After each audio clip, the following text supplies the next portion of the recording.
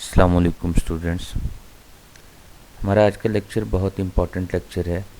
हम लोग basics of spectroscopy को डिस्कस करेंगे। इसमें मैस स्पेक्ट्रोस्कोपी क्या है, मैस स्पेक्ट्रोमेट्री और इसके यूजेस क्या हैं, मैस स्पेक्ट्रोमेट्री का बेसिक प्रिंसिपल, उसके साथ साथ कुछ इंपॉर्टेंट टर्म जो हम लोग मैस स्पेक्ट्रोमेट्री में यूज़ करते हैं, हम लोग वो सारी टर्म्स का इंट्रोडक्शन लेंगे। इसी तरह एनएमआर को ब्रीफली हम लोग एक्सप्लेन करेंगे ऑब्जेक्टिव पॉइंट ऑफ व्यू से उससे कितने एमसीक्यूज़ वगैरह या किस किस किस्म के आ सकते हैं, या उसमें बेसिक टर्म्स कौन कौन सी यूज़ होती हैं, बेसिक प्रिंसिपल क्या है। तो इसके साथ आईआर और यूवी। तो बहुत कम टाइम में हम लोग इन सारे स्पेक्ट्रोस्कोपिक टर्म्स को एक्सप्लेन करने की कोशिश करेंगे और इन टेक्निक्स के बारे में कुछ जानने की कोशिश करते हैं जो एमसीक्यूज़ के लिए इम्पॉर्टेंट है। ये इस लिहाज से भी इम्पॉर्टेंट लेक्चर है कि आजकल सुनने में आ रहा है कि एडवांस लेवल के लेक्चर्स या एडवांस लेवल के टॉपिक्स को इंक्लूड किया जा रहा है पेपर के अंदर। तो हम लोगों ने पहले ही क्लासिफिकेशन की थी। अगर आपको पहला लेक्चर याद हो तो उसमें हम लोगों ने डिस्कस किया था कि ये कुछ टॉपिक्स ऐसे हैं जो हम लोग एडवांस एरिया से एमएससी एमफिल बेस पर पढ़ेंगे, और कुछ टॉपिक्स आपके सिलेबस में ऐसे इंक्लूडेड हैं जिनको हम लोग एफएससी लेवल तक रखेंगे। तो ये एडवांस लेवल के टॉपिक्स में से एक टॉपिक है। जैसे हम लोगों ने क्रोमेटोग्राफी भी पढ़ा था, तो इसी तरह स्पेक्ट्रोस्कोपी को हम लोग एडवांस लेवल के टॉपिक्स में से लेंगे। तो जो प्रेजेंट सिनेरियो है उसमें ये टॉपिक ज़्यादा इम्पॉर्टेंट है। हम लोग मैस स्पेक्ट्रोस्कोपी को डिस्कस करने जा रहे हैं। What is mass spectroscopy? It is one of the major branches of the analytical chemistry along with the spectroscopy, chromatography and electrochemistry. इन सब के अंदर हम लोग क्वालिटेटिव या क्वांटिटेटिव एनालिसिस की बेस बनती हैं ये सारी ब्रांचेस। तो उनमें से मैस स्पेक्ट्रोमेट्री भी एक ब्रांच है।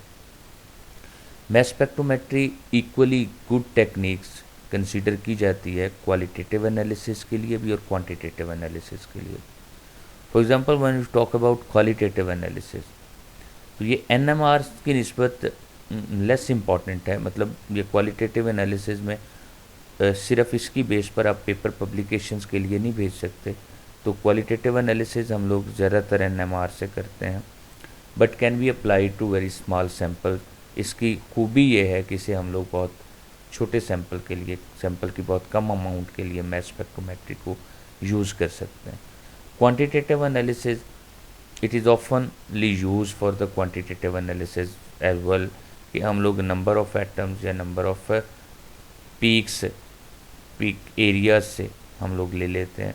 तो so it is use for qualitative as well as quantitative analysis. Mass spectrometry के आउटपुट को हम लोग मैस स्पेक्ट्रम का नाम देते हैं। Qualitative analysis can be made by understanding the fragmentation pattern of different classes of the compounds. Actually जो molecule, जो सैंपल हम लोग लेते हैं उसकी फ्रेगमेंटेशन होती है, वो ब्रेकअप होता है, डिकम्पोज होता है, डिफरेंट किस्म के मॉलिक्यूलर आयंस बनाता है।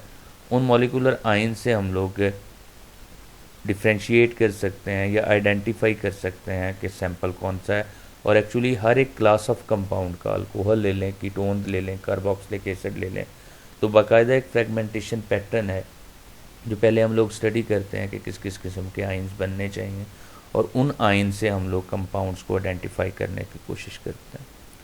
Most useful for the analysis of the organic compounds, हम लोग इसको ऑर्गेनिक कंपाउंड के एनालिसिस के लिए ज़्यादा इंपॉर्टेंट टेक्निक्स के तौर पर लेते हैं। और प्रिंसिपल आप जानते हैं, आयोनाइज सैंपल लिया जाता है, गैशियस सैंपल लेते हैं, उसको इंट्रोड्यूस करवाते हैं, उसके ऊपर कैथोड रेज की बम्बार्डमेंट या किसी भी आयन सोर्स से उसकी आयोनाइजेशन करते हैं, फिर पॉजिटिवली चार्ज आयंस को एक्सेलरेट करते हैं, एक्सेलरेटेड आयंस को फिर डिटेक्टर के ऊपर फॉल किया जाता है।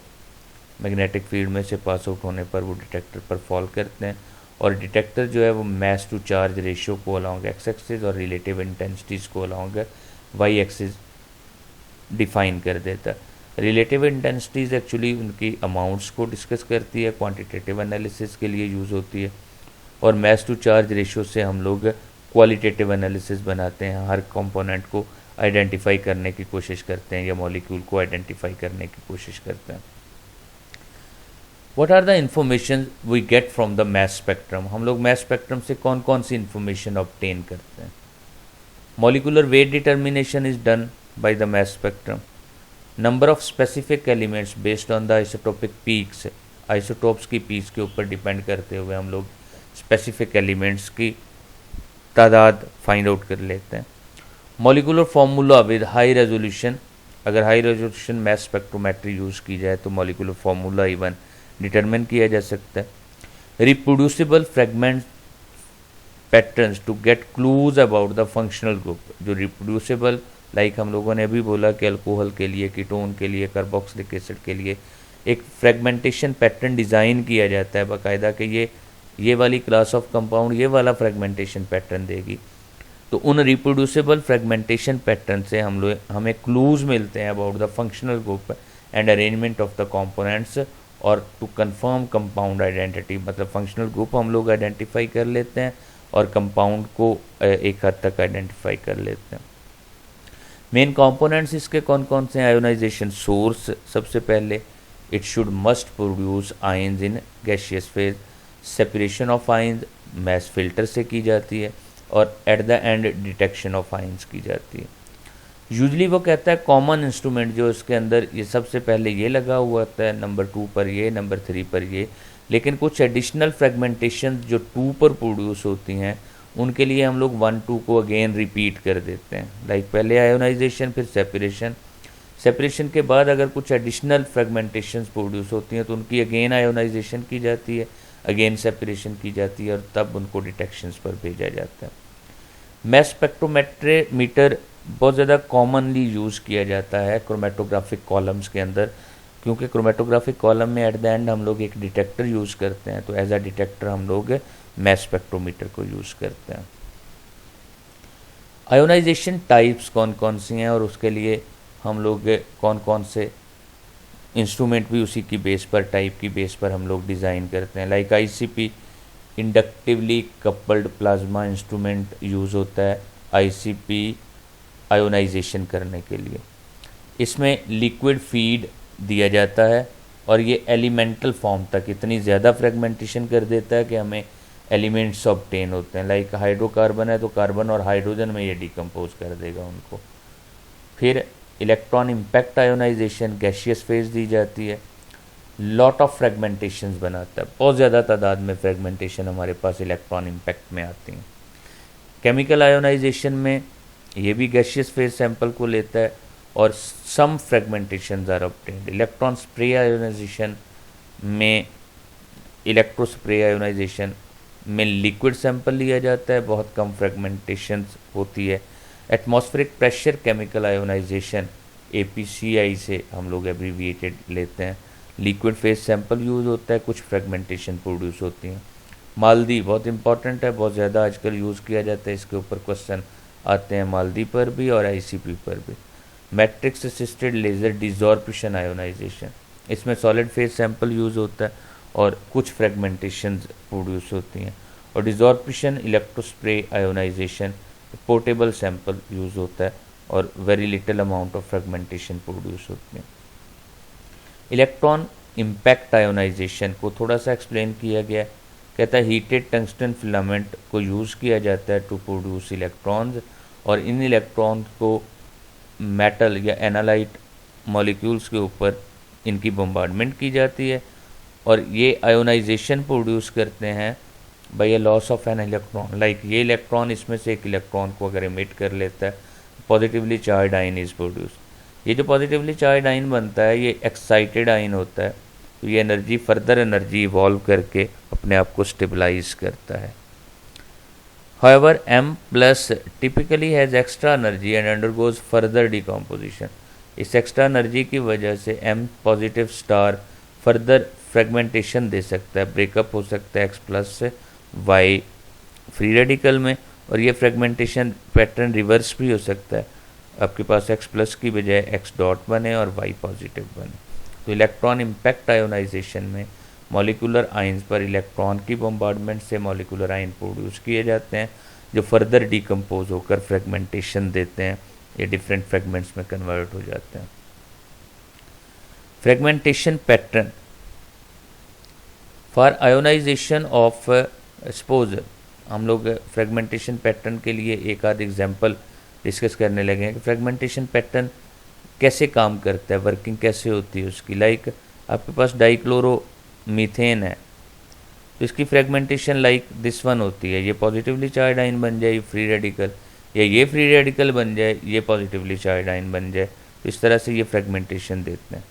Presence of ions also depend on their stability, stability पर भी डिपेंड करेगा कि कौन से आयन बनते हैं। तो Cl इलेक्ट्रोनेगेटिव एटम है, उसका केटाइन की फॉर्म में रहना, एग्जिस्ट करना मुश्किल है। तो ऐसी फ्रेगमेंटेशन पैटर्न बनेंगे जिसमें Cl पॉजिटिव कम अमाउंट में बन रहा हो।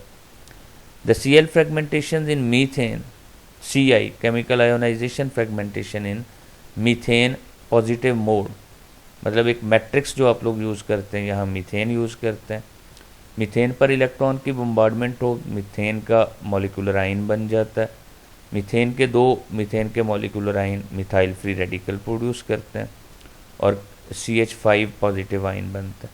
ये जो CH5 पॉजिटिव आयन है ये किसी भी सैंपल आयन के साथ MH पॉजिटिव, MH पॉजिटिव मतलब वो जो सैंपल आयन का मॉलिक्यूल है उससे 1 मैस नंबर ज़्यादा वाली पीक्स देता है प्लस CH4। तो major ions typically is M+1। The electron impact, more lower fragments are formed, but in chemical ionization MH positive is an important peak to identify sample। EI में fragmentation pattern कम होता है, chemical ionisation के अंदर ये हम लोगों ने यहाँ इस स्लाइड में डिस्कस भी किया है कि EI में लॉट ऑफ फ्रेगमेंटेशंस प्रोड्यूस होती हैं, केमिकल आयोनाइजेशन के अंदर नंबर ऑफ फ्रेगमेंटेशंस कम बन रही होती हैं। तो केमिकल आयोनाइजेशन में कम सॉफ्ट टेक्निक, इसीलिए इसको बोला जाता है because we get lower number of fragmentations. It is possible in both negative and positive ion modes, दोनों मॉड्स के अंदर काम कर रहा होता है। Initial ionisation is like EI, initial ionisation बिल्कुल इसी तरह की होती है, लेकिन इसकी आयोनाइजेशन हम लोग रिएजेंट गैस के अंदर करते हैं। तो कोई भी रिएजेंट गैस यूज़ की जाती है, जैसे यहाँ पर मीथेन गैस को यूज़ किया गया as a reagent gas. Matrix assisted laser desorption ionisation, MALDI बोला जाता है आमतौर पर। एक्चुअली लेज़र एनर्जी स्ट्राइक्स को crystallise analyte matrix under vacuum and sputtering produces a plume explosion of analyte and matrix ion. Matrix ion और analyte ions के ऊपर laser की बम्बार्डमेंट करते हैं। आगे हम लोग डायग्राम में देखते हैं कैसे। Singly charge ions are produce usually, इससे सिंगल चार्ज आयंस प्रोड्यूस होते हैं, इसलिए इंपॉर्टेंट टेक्निक है।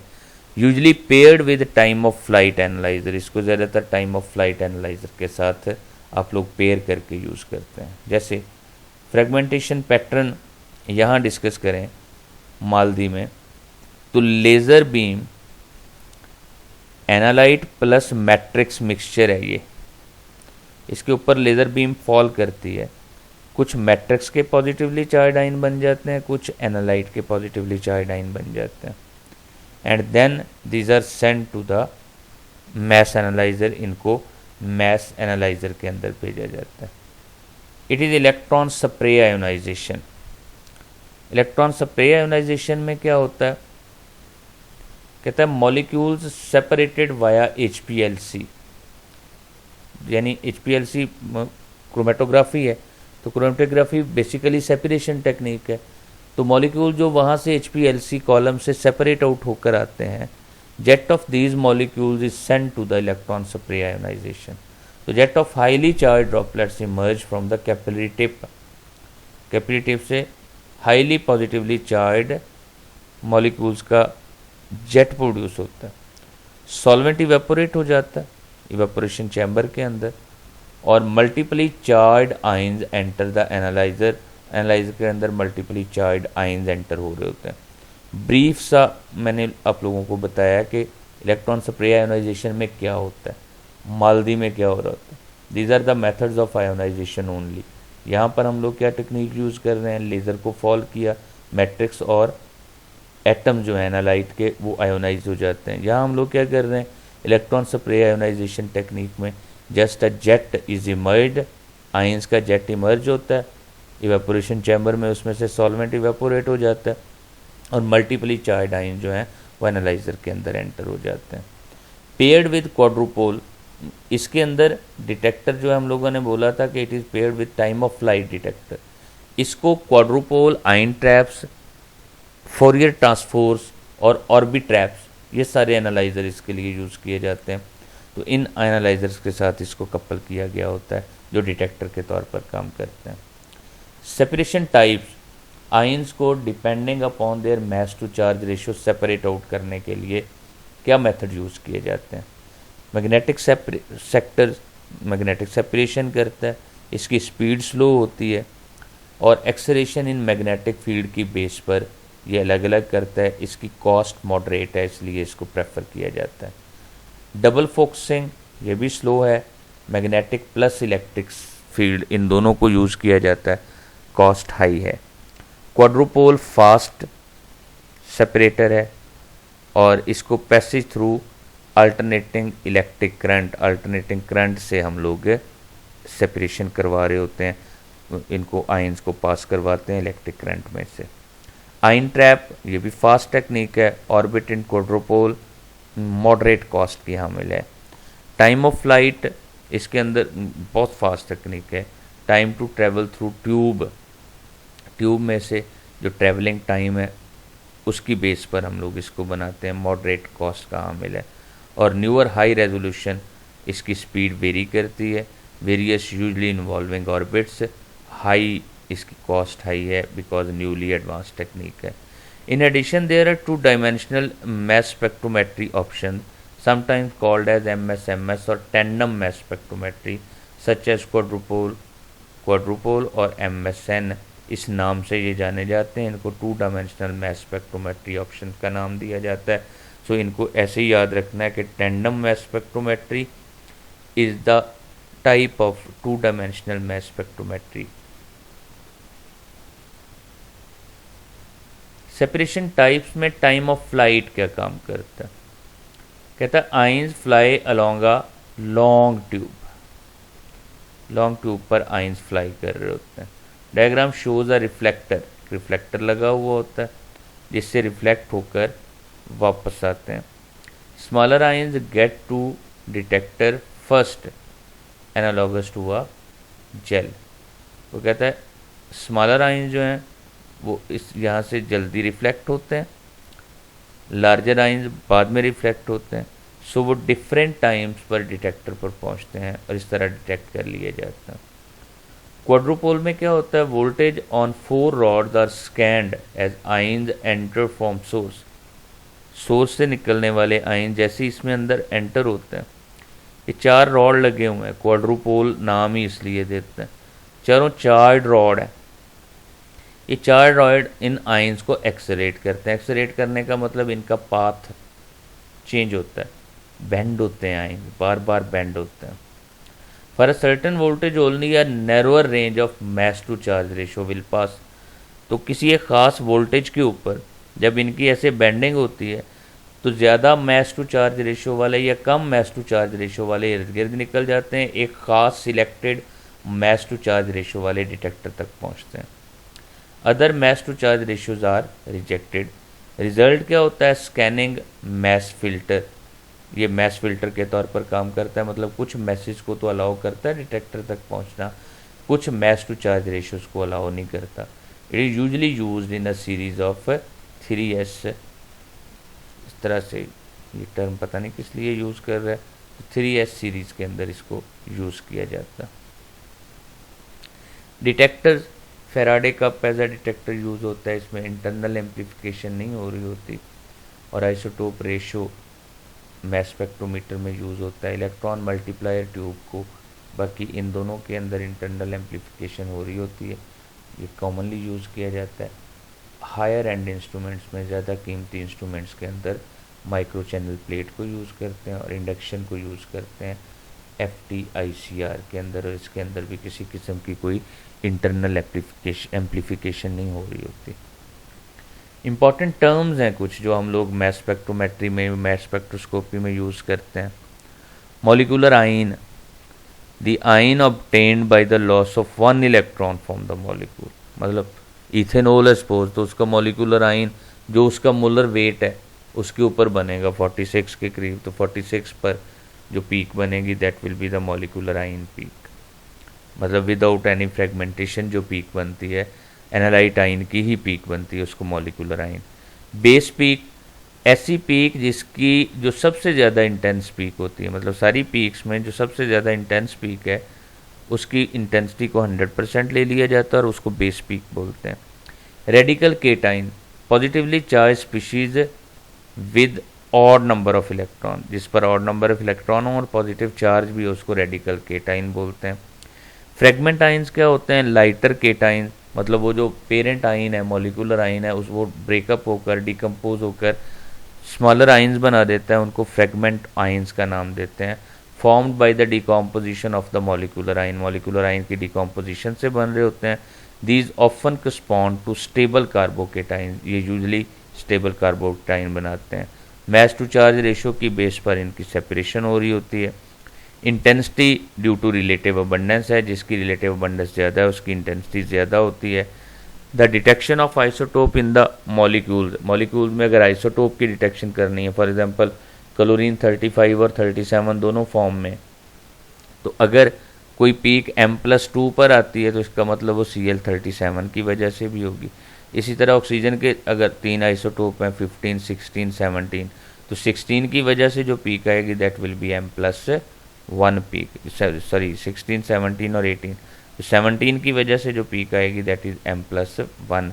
तो सो आइसोटोप्स को भी टू सम एक्सटेंट हम लोग डिटेक्ट कर सकते हैं। मालदी किस पर्पज़ के लिए यूज़ होती है? It is an ionization method can be achieved on solid sample, ये याद रखना है। सॉलिड सैंपल के ऊपर लेज़र की बम्बार्डमेंट से जो बन रही थी, इस वजह से हम लोग इसको solid sample without changing phase, आप उसको लिक्विड या गैशियस फॉर्म में कन्वर्ट किए बिना सेपरेट आउट कर सकते हैं, उसकी आयोनाइजेशन कर सकते हैं।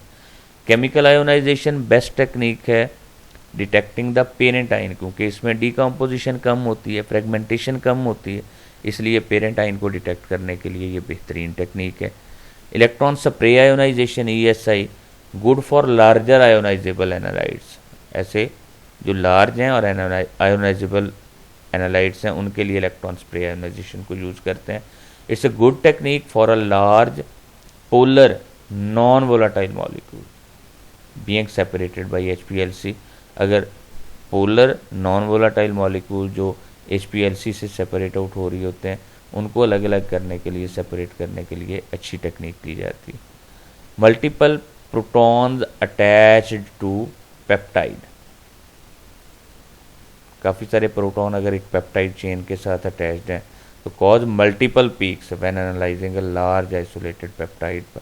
किसी लार्ज आइसोलेटेड पेप्टाइड के ऊपर अगर आप काम कर रहे हो ESI-MS पर, इलेक्ट्रॉन स्प्रे आयोनाइजेशन पर, तो मल्टीपल पीक्स ऑब्टेन होती हैं। उनकी वजह क्या होती है कि मल्टीपल प्रोटॉन अटैच हुए होते हैं पेप्टाइड चेन के साथ। ICP is an ionization method should be use to analyse for lead in a sample, यानी ये एलिमेंटल कंपोनेंट, अगर भी आपने एलिमेंटल आयोनाइजेशन, चूँकि ICP हम लोगों ने बोला था कि ये इतनी आयोनाइजेशन प्रोड्यूस करता है कि ये एलिमेंटल लेवल तक चला जाता है, इसलिए एलिमेंटल आइंस जब भी आप लोगों ने डिटेक्ट करना हो तो हम ICP को प्रेफर करते हैं। तो हर एक का यूज़ गिवन है, आपने याद रखना है, इनके बेसिक प्रिंसिपल के ऊपर हर एक की स्पेसिफिक एप्लीकेशन है। NMR मैंने ब्रीफ सा इसका इंट्रोडक्शन देने की कोशिश की है आपको ऑब्जेक्टिव पॉइंट ऑफ व्यू से। Direct observation of hydrogens in a molecule हम लोग कर लेते हैं, कितने हाइड्रोजन्स हैं NMR से पता चलाते हैं, कितने कार्बन है NMR से पता चलाते हैं। Nuclei are positively charge and spin on an axis, they create a tiny magnetic field. Nucleus spinner, जैसे इलेक्ट्रॉन की स्पिनिंग है हम लोगों ने बोला था clockwise counter clockwise, exactly in the same manner जो न्यूक्लियाई हैं वो भी स्पिन कर रहे होते हैं और उनकी स्पिनिंग भी लट्टू की तरह अपने एक्सिस के गिर्द होती है।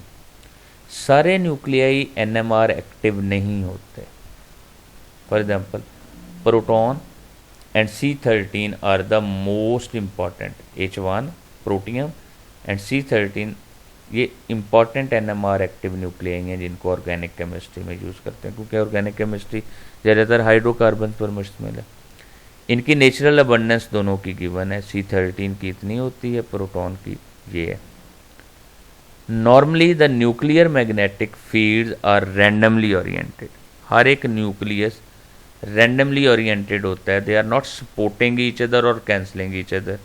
तो रैंडमली वो अपना अपना मैग्नेटिक फील्ड प्रोड्यूस कर रहे होते हैं बाई राइट हैंड रूल। जिधर उनकी रोटेशन हो रही होती है तो thumb would give you the north pole, south pole, thumb की तरफ जा रही होंगी मैग्नेटिक फील्ड लाइन। तो जिस तरह स्पिन हो रही होती है हम लोग राइट हैंड रूल से मैग्नेटिक फील्ड की डायरेक्शन निकाल सकते हैं। इसका मैग्नेटिक फील्ड इस साइड पर है, इसका मैग्नेटिक फील्ड, ये जो एरो साइन है ये मैग्नेटिक फील्ड को शो कर रहा है, ये वाला जो कर्व्ड एरो है ये उनकी स्पिनिंग को शो कर रहा है। तो हर एक की स्पिनिंग डिफरेंट होती है।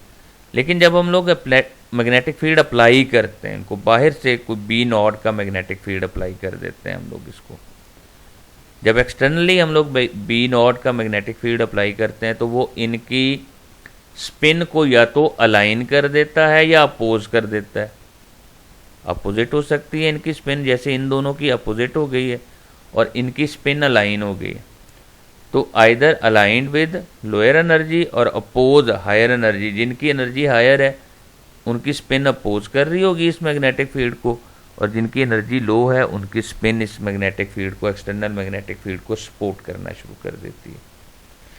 The energy difference between aligned and opposed to the external magnetic field B naught is generally small and is dependent upon B naught. ये जो एनर्जी डिफरेंस है इन दोनों का, that depend upon B naught के ऊपर डिपेंड भी करता है, और एक्सटर्नल मैग्नेटिक फील्ड के between aligned and oppose to external magnetic field is generally small.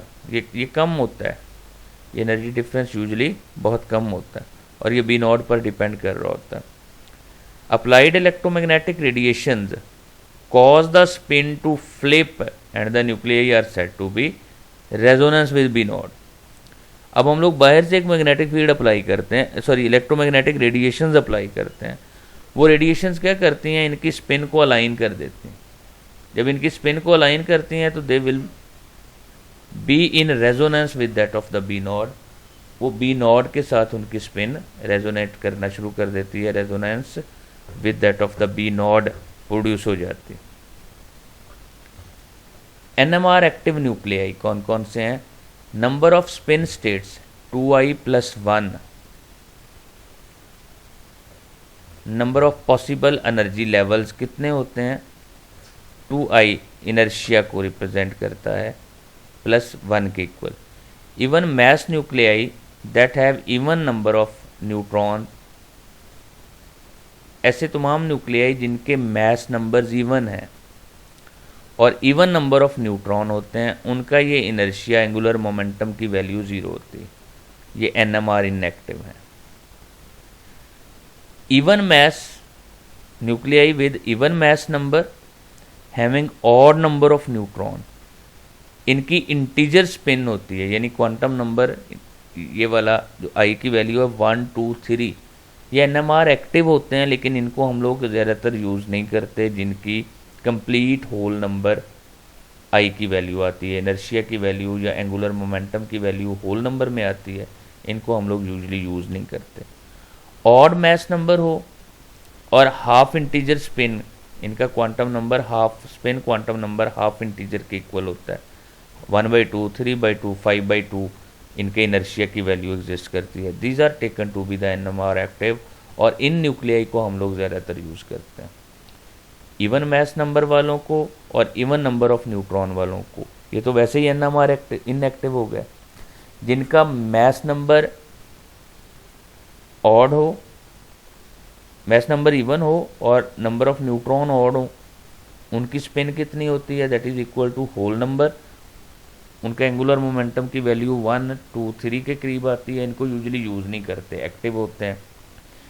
जो हमारे मौजूदा प्रिंसिपल है NMR का, उसमें हम लोग हाफ इंटीगर स्पिन को यूज़ करते हैं।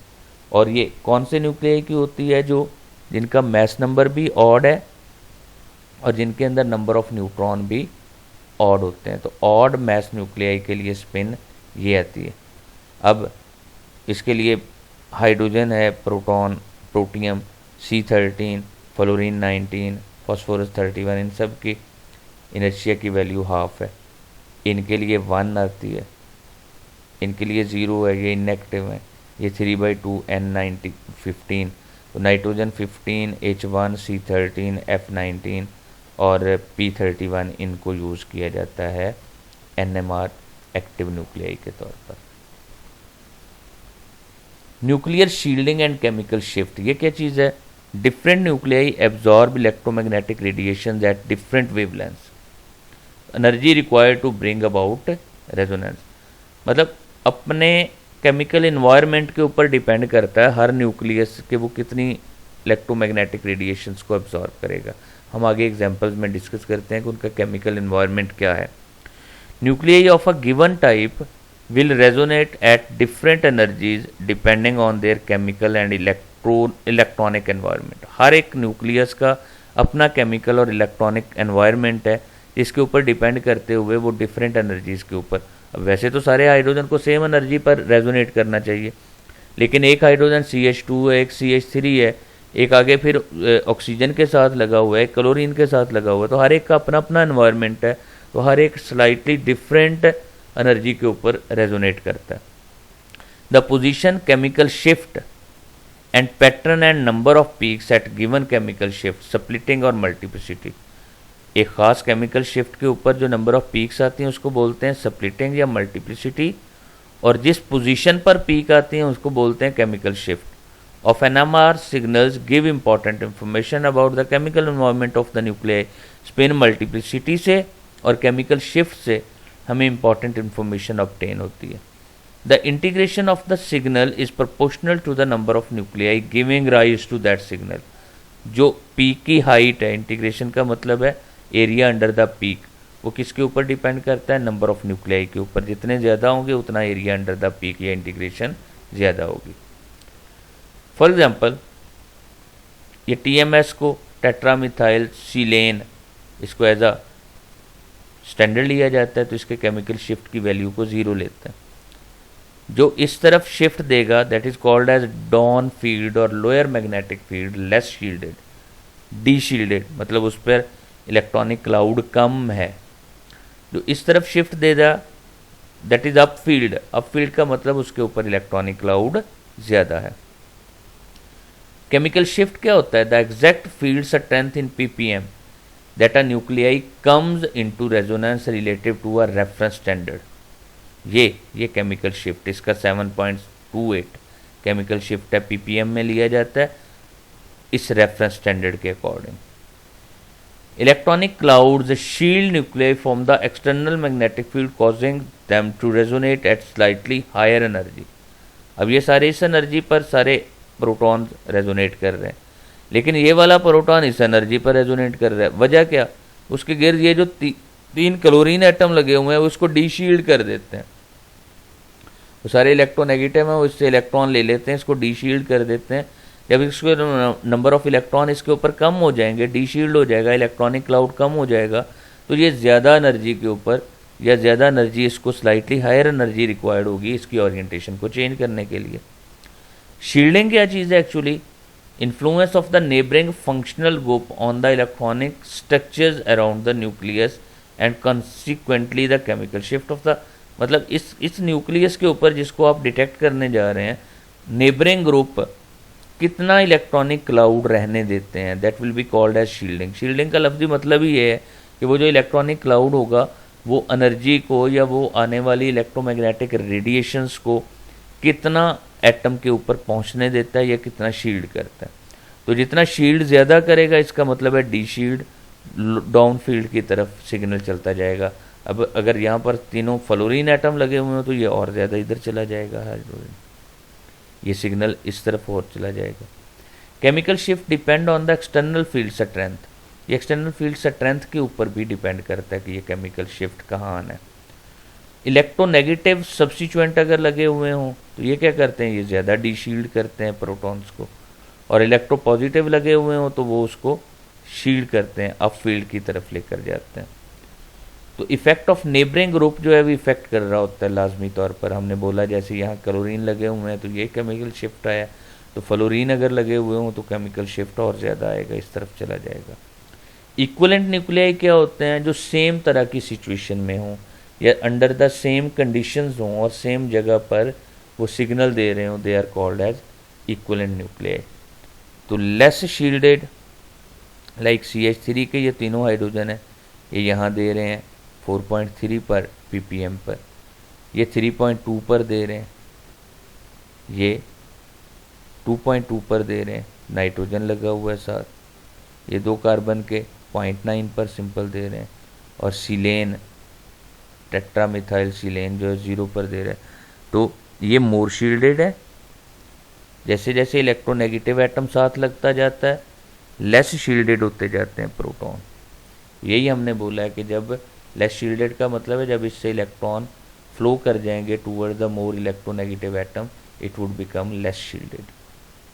तो शील्डिंग इफेक्ट, डी शील्ड का मतलब क्या है, अप फील्ड, या मोर शील्डेड का क्या मतलब है, केमिकल शिफ्ट क्या होता है, इलेक्ट्रॉनिक क्लाउड या शील्डिंग एक्चुअली है क्या चीज़, केमिकल शिफ्ट के साथ साथ केमिकल शिफ्ट नेबरिंग ग्रुप का क्या इफेक्ट होता है केमिकल शिफ्ट के ऊपर, इलेक्ट्रोनेगेटिव एटम लगा हुआ हो तो तब केमिकल शिफ्ट को क्या होता है, इलेक्ट्रोपॉजिटिव एटम लगा हो तो तब केमिकल शिफ्ट को क्या होता है। ये सारी बातें याद रखनी है आपने।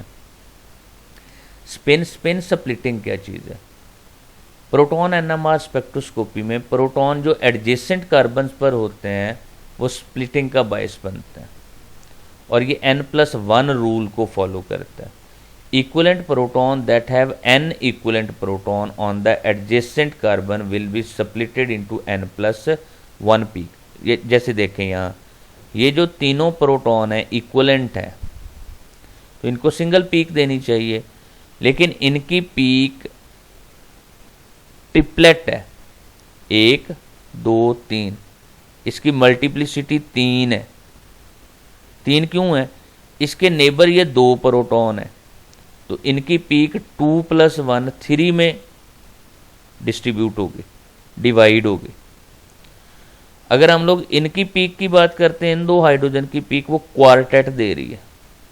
क्वार्टेट ये ज़्यादा डी शील्डेड है क्योंकि ऑक्सीजन के करीब है, तो ये क्वार्टेट दे रही हैं पीक। क्वार्टेट क्यों दे रही हैं, ये दोनों प्रोटॉन इक्विवेलेंट है, इनको सिंगल पीक देनी चाहिए, लेकिन इसके ये नेबरिंग 3 प्रोटॉन है तो 3+1 4, इसलिए इनकी पीक क्या आती है, क्वार्टेट। तो नंबर मल्टीप्लिसिटी जो है वो किसके ऊपर डिपेंड करेगी, नंबर ऑफ नेबरिंग प्रोटॉन के ऊपर। कपलिंग कांस्टेंट क्या चीज़ है, distance between the peaks of a splitting pattern. ये जो स्प्लिटिंग हुई है इन 2 पीक्स के दरमियान, इन 2 पीक्स के दरमियान, इन 2 पीक्स के दरमियान जो डिस्टेंस है हर्ट्ज में लिया जाता है, that is called as coupling constant. Protons couple to each other have the same coupling constant. यहाँ ये इनका आपस में डिस्टेंस सेम होगा, सेम कपलिंग कांस्टेंट, जे की वैल्यू इसको जे से रिप्रेजेंट करता है। Non equivalent proton will split a common proton independently, complex coupling. अगर ये वाले प्रोटॉन इक्विवेलेंट ना हो, नॉन इक्विवेलेंट प्रोटॉन हो इनके इर्द गिर्द, इधर भी हो यहाँ भी कोई प्रोटॉन लगा हुआ होता नॉन इक्विवेलेंट, तो फिर वो और ज़्यादा कॉम्प्लेक्स किस्म का, ये ऐसे ट्रिपलेट या क्वार्टेट नहीं बनते, कॉम्प्लेक्स ही मल्टीप्लिसिटी आ जाती है। Spin coupling is normally observed between the nuclei that are 1 2 और 3 बॉन्ड अवे।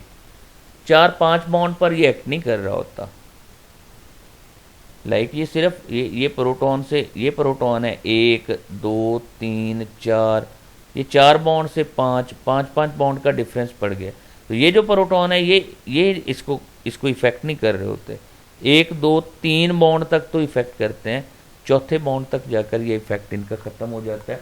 तो स्पिन कपलिंग जो है वो 2-3 बॉन्ड तक, सिंगल बॉन्ड, 2 बॉन्ड या 3 बॉन्ड तक ऑपरेट करती है, इससे ज़्यादा पर नहीं कर रही होती।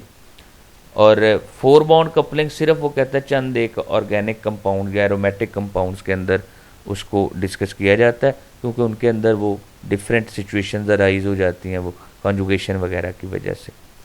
प्रोटॉन C13 कपलिंग ये भी होती है, मतलब प्रोटॉन जो है C13 स्पेक्ट्रा आप ले रहे हो तो उसके साथ भी प्रोटॉन कपल कर रहे होते हैं, लेकिन हम लोग इसको डीकपल्ड स्पेक्ट्रा की फॉर्म में डिस्कस कर रहे होते हैं। प्राइमरी, सेकेंडरी, टर्शियरी और क्वाटरनरी कार्बन जो है उनको आइडेंटिफाई किया जा सकता है इससे spin spin coupling of proton and C13 की वजह से। लेकिन C13 स्पेक्ट्रा जब लिया जाता है यूजुअली तो C13 और प्रोटॉन कपलिंग जो है इसको टर्न ऑफ कर दिया जाता है, इसको ब्रॉड बैंड डीकपल्ड का नाम दिया जाता है। तो in this mode all the C13 resonances appear as a singlet. Carbon की जितनी आएंगी वो सारी सिंगलेट की फॉर्म में, वो ऐसे मल्टीप्लेट नहीं बनाएंगे। DEPT डीकपल्ड या distortionless enhancement by polarization transfer, a modern C13 NMR spectra that allows you to determine the number of attached hydrogen। इससे DEPT ये नाम है, डिस्टॉर्शनलेस एनहांसमेंट बाई पोलराइजेशन। ये क्या करता है? It allows to determine the number of attach hydrogen atom. इसका name और इसकी वर्किंग ये याद रखनी है आपने। NMR entire electromagnetic spectrum, UV visible या IR को हम लोग आगे डिस्कस करने लगे। NMR के लिए यहाँ तक था। वो कहता है एक्चुअली ये सारे spectrum gamma rays nuclear excitation में यूज़ होती है। PET एक टेक्निक है, प्रोटॉन एक्सियल टोमोग्राफी ऐसे ही कुछ नाम है इसका। Core electron excitation X rays crystals के लिए, एक्सरेज जो हैं ये electron excitation, core electron excitation की स्टडी के लिए यूज़ होता है। UV electronic excitation pi to pi star जो एक्साइटेशन हो रही होती हैं। IR को मॉलिकुलर वाइब्रेशंस के लिए, माइक्रोवेव को हम लोग मॉलिकुलर रोटेशंस के लिए, रेडियो वेव्स को NMR के लिए हम लोग इस्तेमाल कर रहे होते हैं। MRI मैग्नेटिक रेजोनेंस इमेजिंग में इसको इस्तेमाल कर रहे होते हैं। तो ये सारी फ्रीक्वेंसीज़ को, पूरे लाइट के स्पेक्ट्रम को एक्चुअली हम लोग डिस्कस कर रहे होते हैं। IR स्पेक्ट्रोस्कोपी का ब्रीफ सा इंट्रोडक्शन ले लें। Quantum mechanical energy levels observed in the IR spectroscopy are those of molecular vibration. Molecule दो तरह की, एक हम लोग स्ट्रेचिंग और दूसरी बेंडिंग मूवमेंट जो होती हैं वो IR में एनर्जी एब्जॉर्ब कर रही होती हैं। We perceive this vibration as heat, heat की फॉर्म में इन वाइब्रेशन पे जो एनर्जी है उनको हम लोग सपोज करते हैं, these are the energies due to the heat. When we say that covalent bond between the two atoms is of a certain length, we are citing an average because the bond behaves as if it were vibrating spring. अगर एक single bond की बात कर रहे हो तो वो vibrating spring की तरह से बिहेव कर रहा होता है, यानी उसके दोनों एटम जो एक दूसरे के करीब आ रहे होते हैं, एक दूसरे से अवे जा रहे होते हैं, तो स्प्रिंग की तरह से वाइब्रेट कर रहा होता है। For a simple diatomic molecule this model is easy to visualise. यहाँ अगर एक मॉलिक्यूल की बात कर रहे हैं तो डाइएटॉमिक है, तो वो एक सिंगल स्प्रिंग की तरह से काम कर रहा है, ये तो आसानी से हम लोग इजीली इसको डिस्कस कर सकते हैं। Two types of bond vibrations are IR active. कौन कौन सी हैं? स्ट्रेच और दूसरी हम लोगों ने बेंडिंग बोला।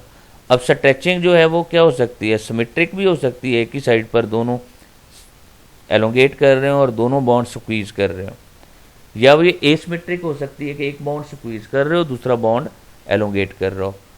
तो these are called as vibration और ऑसिलेशन अलोंग द लाइन। ये जो बॉन्ड एक्सिस की लाइन के साथ साथ, ये बॉन्ड है, बॉन्ड लाइन, तो बॉन्ड की लाइन के साथ, लाइन ऑफ द बॉन्ड के ऊपर ये वाइब्रेशंस हो रही होती हैं या ऑसिलेशंस हो रही होती हैं।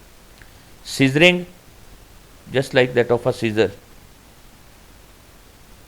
रॉक एंड रोल एक ही साइड पर दोनों मूव कर रहे हो इन प्लेन, और अगर ये आउट ऑफ द प्लेन हो रही हो तो ट्विस्टिंग, वेजिंग, ये दोनों आउट ऑफ द प्लेन हो रही होती हैं, मतलब आउटवर्ड स्क्रीन की तरफ, या इनवर्ड स्क्रीन से इनवर्ड। ये जो हैं विद इन द प्लेन हो रही हैं, in the plane, upward downward, upward downward, इस तरह की। तो अगर अपोजिट साइड पर हैं, ये डाउनवर्ड आ रहा है, ये अपवर्ड, सीजरिंग, और ये दोनों एक ही साइड पर हों तो इसको रॉक एंड रोल मूवमेंट का नाम देते हैं।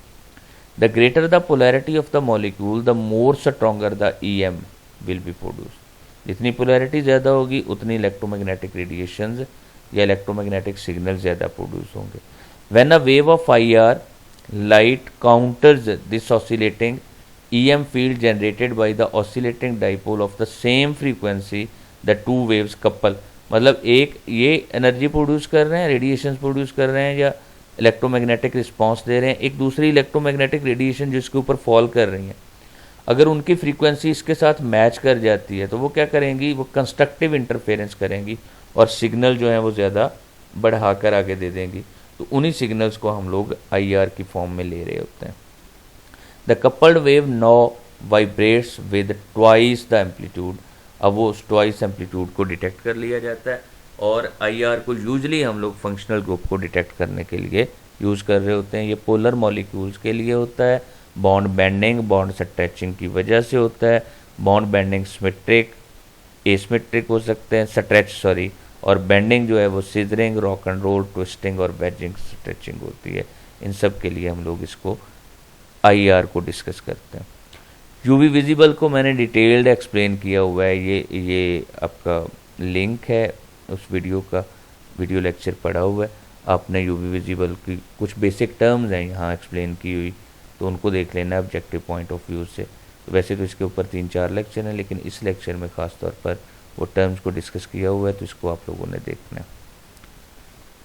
अल्लाह हाफिज़, have a good day and best of luck for your paper.